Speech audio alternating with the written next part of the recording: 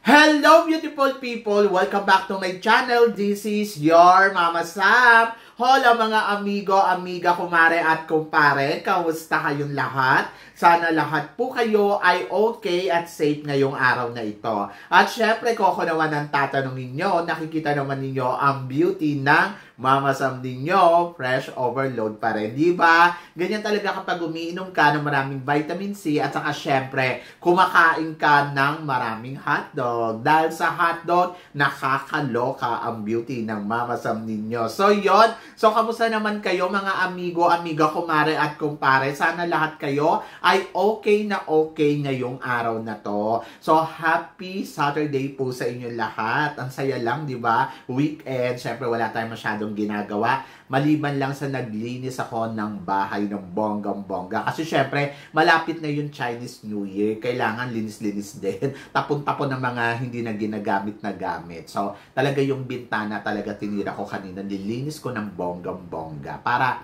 alam mo yon, maganda na siyang tignan. O, di ba? And then, eto nga. Marami tayo ngayong pag-uusapan na talaga naman, oh my God, magtataas ang kilay ninyo ng bonggang-bongga sa mga tatalakayin natin ngayon. Kaya guys, wag na nating patagalin. Para sa unang chika, Mama Sam, Gwendolyn Foriol, malapit na lumaban ng Miss World. Anong masasabi mo sa beauty na meron siya ngayon? Well, ang masasabi ko ay si Gwen ay pumayat. Parang naganda naman siya, in fairness. So, dati payat na siya ngayon, mas pumayat siya, mas gumanda siya ngayon. So, kung tatanungin mo ko kung ano ba ang laban niya dito sa Miss World, magiging malakas ba, hindi natin alam. Pero sa 2 taon na hinintay niya ang kanyang competition dito sa Miss World, ay dapat lang malakas na siya. Kumbaga, parang napagandaan niya na sana ang lahat ng aspeto na dapat niyang gawin dito sa laban niya sa Miss World. Ano ba? Ang tagal niyang nag-prepare na. So, yun. So, hindi ko alam kung anong atake ang gagawin niya sa Miss World at kung ano ang pasabog. Pero, syempre, magtiwala tayo kay Gwen. Magtiwala tayo sa mga eksena na gagawin niya dito sa laban niya sa Miss World. O, diba? So, I'm so excited. Kasi, syempre, iba din talaga ang Gwen. Kumbaga, parang naugat na sa paghihintay ng Miss World. So, ano naman, tuloy-tuloy na to, diba? But, pilit ko naman, sa ganda ni Gwen ay mapapansin yan doon sa competition ng Miss World. Hindi ko alam kung ilang candidates ang maglalaban-laban doon, pero sana makaariba ng bongga-bongga ang pambato natin. Diba? At para naman sa sumunod na chika, Mama Sam, ating binibining Pilipinas International, excited na sa magiging laban niya sa Miss International sa November. So, chika mo Mama Sam, makakapasok kaya siya kasi sabi niya, siya daw ang kukuha ng corona. Well, ang masasabi ko ay yung determinasyon, nakikita naman natin na buo, di ba? Dito kay Angelica Lopez. Kumbaga parang natutuwa ako kay Angelica kasi 'di ba yung paniniwala niya sa sarili niya ay talaga naman nandoon. At hindi imposible na siya makasungkit ng corona dahil alam mo, pag yung may determinasyon ng isang kandidata, asahan mo yan na bibigay talaga niya ang lahat ng kanyang makakaya. At kung ano man ang magiging resulta sa laban niya sa Miss International, supportahan natin siya ng bonggang-bongga. Kasi hindi natin alam, malay mo siya makapag-uwi ng corona ng Miss International ngayong taon na to. Eh di ba nga, nasurpresa nga tayo sa kanya ng manalo siya ng binibining Pilipinas International. So, bakit naman hindi? Wish natin ng Morena Beauty. So, binigyan tayo ng Morena Beauty. At eto nga, nakita naman natin kung paano naman to umariba sa intablado ng binibining Pilipinas ng bonggang-bongga. Tinalo niya nga doon lahat ng magaganda o diba? So, ibig sabihin, isa siya sa mga potential na talagang masasabi mong malakas at magaling. So, natutuwa lang ako kasi talagang nakikita ko naman yung determinasyon niya. Yun nandoon yung parang, no, ako ang mananalo dito. So, ang sarap lang ng feeling, di ba? Na ang kandidata natin ay talaga namang palaban at talagang, alam mo yun, yung gusto niyang sumabay sa lahat ng kandidata. Hindi yung parang walang ginagawa. At least ito, nakikita mo na nag-e-effort at nakikita mo na talaga namang gustong manalo. Oh, kaya excited ako dito kay Angelica Lopez. So, ayun yung abangan natin. And then, of course, mamaya na ang coronation ng Miss Cebu. Tingin mo, Mama Sam, si Christy Stephanie Hanson ay manalo kaya ng bagong Miss Cebu 2024? hindi ko alam. 4 ang corona dito sa Cebu, di ba? So, I hope ang isa sa mga koronang makuha niya talaga yung gusto niya, yung Miss Universe Cebu. Kasi syempre, kaya siya sumali dito dahil gusto niyang mag-join sa Miss Universe Philippines. Gusto niyang i-try yung kanyang possibility, di ba, na pwede niyang makuha ang corona. So, gusto niyang matry na maipadala sa Miss Universe. So, I hope na mag-align ang mga star dito kay Chris Stephanie Johnson. And then, parang feeling ko naman siya ang magwawagi dito dahil iba yung dating. Siyempre may experience na, alam kung paano lalaban. So hindi ko lang alam kung talagang masusungkit niya yung gusto niyang corona. Pero naniniwala ako na mukhang siya to, di ba? Dahil walang imposible. Alam naman natin ang mundo ng pageantry, kung sino ang maingay, yun ang pinapanalo. Kaya parang feeling ko, siya ang mananalo dito. So, ang tabayanan natin yan. Konting-konti na lang. So, I'm so excited. So, ngayon na yun, di ba? So, tingnan natin kung siya nga ba ang makakapag-uwi ng corona ng Miss Cebu. So, my God, grabe ang bardagulan pag nagkataon, no? Imagine mo, eto na, pasok na sa banga si Cyril Payumo. Official candidates na. Andiyan pa si Atisa Manalo. Tapos ngayon may Victoria Velasquez Vincent pa. Oh my God, nakakaloka na tong Miss Universe. So, ang hirap dito. Tapos, abangan natin kung sino pa yung mga i-appoint ng mga taga-ibang lugar. Kung sila talaga yung mga naririnig natin. So, abangan natin yan ng bonggang-bongga. And then, para naman sa sumunod na chika, Mama Sam, Atisa Manalo, confirm na lumalaban ngayon dito sa Miss Universe Philippines. Tingin mo, Michelle Gumabaw, possible kayang sumali uli sa Miss Universe Philippines? Ngayong narinig na natin na nandiyan, syempre, si Victoria Velasquez Vincent.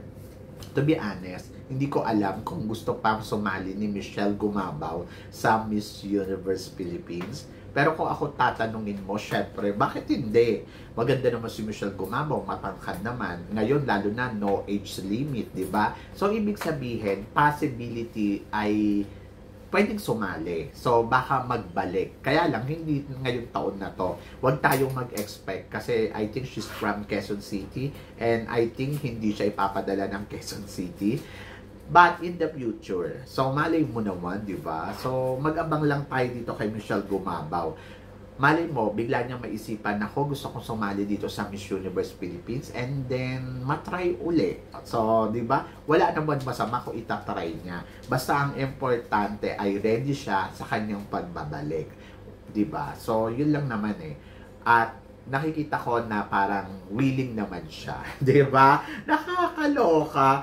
So, medyo exciting talaga yung labanan dito sa Miss Universe ngayong taon na to dahil may mainit na pinag-uusapan nga. So, eto nga ay wala nang iba kundi si Jessa Holler ay mukhang sasali nata dito sa Miss Universe Philippines from Davao.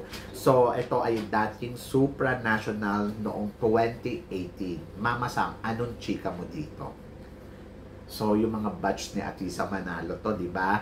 Si Michelle Gumabaw, batch ni Atisa Manalo. Tapos ito, to be honest, ang masasabi ko, syempre nakakagulat. Out of the blue, bigla mo maririnig, gusto daw sumali nito ni Jessa. So ako, para sa akin, wala namang masama. Kasi nag-open nga tayo sa no age limit. So itry nila yung best nila, kung kaya nila makipagsabayan. Pero nakakaloka kasi.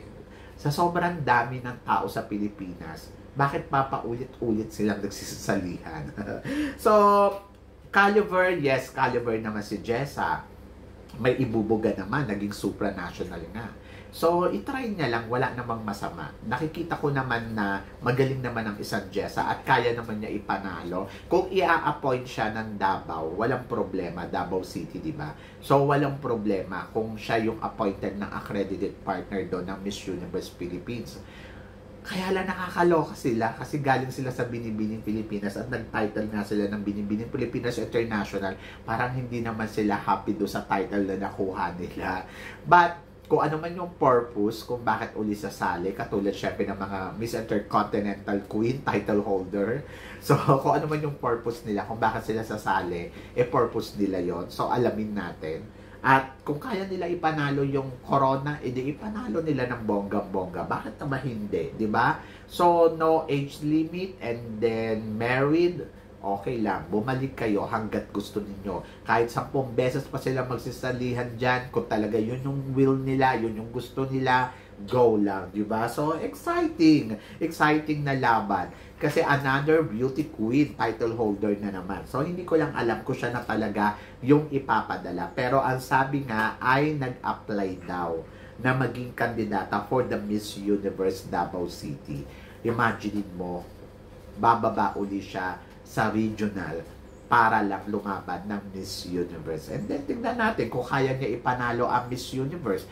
'Di ba? Si Kristen Stephanie Johnson, malalaman natin mamaya kung mananalo. So, tingnan din natin kung mananalo siya mamaya dito sa Davao City. So, laban lang. So, kung may tiwala sila sa sarili nila at nakikita nilang magaling sila, why not? 'Di ba? So, walang imposible kasi willing naman at open naman at sila naman yung magko-compete. So, antabayan na lang natin kung sila ba ay magiging isa sa mga officially candidates ng Miss Universe Philippines ngayong taon na to. So, kay Jessa, good luck. Ngayon pa lang. Oh my God, nakakaloka. Diyos ko, excited ako dito. So, medyo nagugulat lang ako sa mga nangyayari. So, antabayanan natin yan. Kung papalo nga ba ng bonggang-bongga yung pambato nila. So, para sa sumunod natin, chika, pambato ng Thailand sa Miss Charm. Mama Sam, tingin mo kakabog ba? At sino ang tingin mong mas mamamayagpag sa kanila ni Krishnan Gravides? Oh my God. Maganda din tong pambato ng Miss Charm, ng Thailand sa Miss Charm. Kasi isa to sa mga beauty title nila sa Miss Thailand. And then, nakita naman natin yung beauty niya. Talagang masasabi ko, oh my God, palaban. Kung charm ang hinahanap, may charm talaga siya. At parang pili ko, kaya niya makipagbardagulan sa Miss Charm. So, exciting to kasi syempre, bardagulan na naman ng Pilipinas at saka ng Thailand. Pero syempre, iba pa rin yung ganda talaga ni Krishnan Gravides eh. Kay Krishnan kasi, may nakikita akong something special, nakakaiba talaga sa kanya. At naniniwala ako sa galing ng isang Krishnan Gravides pagdating sa mundo ng pageantry. Kumbaga parang, iba eh, may charisma kasi. So, ito, mistisa. So, hindi ko alam, basta nandoon ako kay Krishnan Gravides, naniniwala ako na mas kakabog. And then, dito naman kay Miss Thailand, yes, totoo, para siyang si Annabelle McDonald. So, tingnan natin kung ang beauty niya ay mamamayagpag ba ng bonggang-bongga sa Miss Charm. So, yun ang abangan natin. And then, para sa sumunod na chika, Mama Sam, tingin mo, Atisa Manalo na nga ba ang susunod kay Michelle D? At tingin mo, Mama Sam, anong quality ni Michelle D na meron itong si Atisa Manalo? I think, yes, si Atisa Manalo ang susunod na panlaban natin sa Miss Universe. Nararamdaman ko, kahit siguro magdatingan yung mga higanting kandidata, ewan ko kung bakit, kasi siguro yung quality ng isang Atisa Manalo iba din. Tapos, parang feeling ko makikipaglaro ng bonggang-bongga to sa Miss Universe kasi marunong din sa pageant. Para siyang si Beatrice Luigi Gomez. At hindi rin siya natatakot talaga ipakita or ibigay kung ano yung dapat ibigay pagdating sa mundo ng pageantry. Napatunayan niya na yun maraming beses. Anong quality na meron si Atisa na meron mula kay Michelle D, na meron si Michelle D, I think yung determinasyon ni Atisa Manalo na masungkit yung corona. Kasi si Atisa Manalo, hindi rin basta-basta, katulad din ni Michelle D, na kapag nagtrabaho, ibinibigay lahat doon sa ginagawa. Kumbaga yung puso nila talagang 100% nilang ibinibigay. So, parang feeling ko na matindi yung kabugan, matindi yung banggaan. Sabi ko nga, hindi basta-basta si Atisa Manalo. Sabi nila, nako, nandiyan si Victoria Velasquez Vincent. Mukhang ito ang ipapanalo. Si Victoria, sa totoo lang, ang quality na meron kay Victoria is matangkad, tapos sexy, supermodel yung dating. So, kumbaga nakakatakot kasi pambulaga talaga. Kumbaga parang pag tinignan mo yung beauty. Pero kasi si Atisa Manalo may ino-offer na something kakaiba na personality. Kaya parang feeling ko, kahit kay Michelle D. Atisa at saka kay Victoria Velasquez Vincent, ang lamang talaga ni Atisa dito, yung beauty at saka yung personality na meron siya. Maganda si Victoria Velasquez, maganda si Atisa Manalo, pero yung ganda kasi ni Atisa Manalo, may tinatawag na X-factor talaga, na masasabi mo, eto ang pang-beauty queen. Hindi naman sa parang sobrang pinopromote ko lang si Atisa, pero ayun yung totoo eh. Ayun yung nakikita ko kay Atisa Manalo, yung beauty kasi na meron siya talagang kakaiba. Plus, nandoon yung personality. Bubbly kasi yung personality ni Atisa Manalo. Kayang magseryoso, kaya din naman ng, na maging kalog. Kumbaga, talagang bubbly, jolly, ayun yung meron siya. Yung kumbaga parang hindi ka mabuboard sa kanya. Kay Victoria Velasquez Vincent, iisang character lang yung nakikita mo sa kanya, sophisticated. Pero yung bubbly personality, wala siya nun. Si Atisa talaga kaya talaga na, alam mo yung makipag-chill ng bonggang-bongga. Iba, playful kasi yung personality na meron itong si Atisa. Kumbaga, pwede mong laruin kahit saan aspeto. Yung kay Victoria Velasquez Vincent, yes, ang lakas makasosyal, pero iisa lang yung pwede mo talagang ibigay. Ganon. Kaya ako, para sa akin, kahit siguro magdatingan yung ibang kandidata, pero in terms of beauty queen or beauty, I think si Atisa talaga yung lalamang. Kasi yung personality ni Atisa, meron siyang kakaibang personality na swak sa lahat. Papasok sa lahat ng aspeto. So, nandoon lang na sinasabi nila kulang lang sa fierce. Pero kasi depende na yung kung paano lalaruin ni Atisa Manalo. Yung paano ba siya magiging fierce. Kasi sobrang sweet nga naman ng mukha niya. So, dadaanin niya sa matinding styling, sa matinding makeup. So, yun, alamin natin. Kasi ngayon, nakikita ko talagang, wow, nag-e-experiment siya ng iba-ibang looks para lang talaga maging swak siya sa pagiging isang Miss Universe. Pero beauty, talagang papalo ang beauty na meron siya. So, yun. Kayo guys, ano guys, ang masasabi ninyo dito sa mga pinag-uusapan natin ngayon? So, please comment below para at least malaman ko naman kung ano naman ang chika mo sa mga tinatalakay natin ngayon. So, yun guys, maraming salamat syempre sa inyong lahat sa walang sawang suporta at pagmamahal na binibigay ninyo dito sa channel ko. At sa mga hindi pa po nakakasubscribe dyan, please don't forget to click like and subscribe my channel.